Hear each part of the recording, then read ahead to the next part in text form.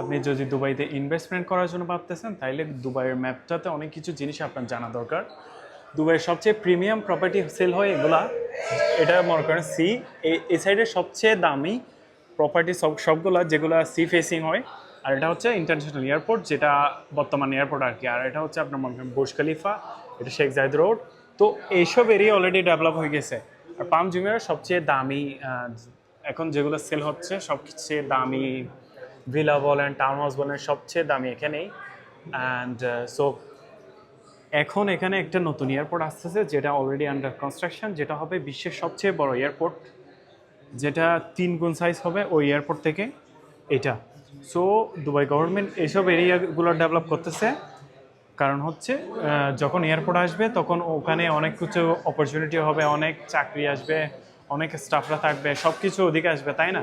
তো ওই জন্য ওই এরিয়াটা ওরা ডেভেলপ করতেছে। তো আপনি যদি এখন ওইখানে এন্ট্রি নিতে পারেন তাহলে অনেক একটা ভালো প্রফিট আপনি আনতে পারবেন।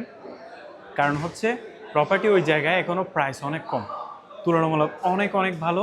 তো আপনি যদি ইন্টারেস্টেড থাকেন তাহলে অবশ্যই আপনি আমাকে কন্ট্যাক্ট করতে পারেন।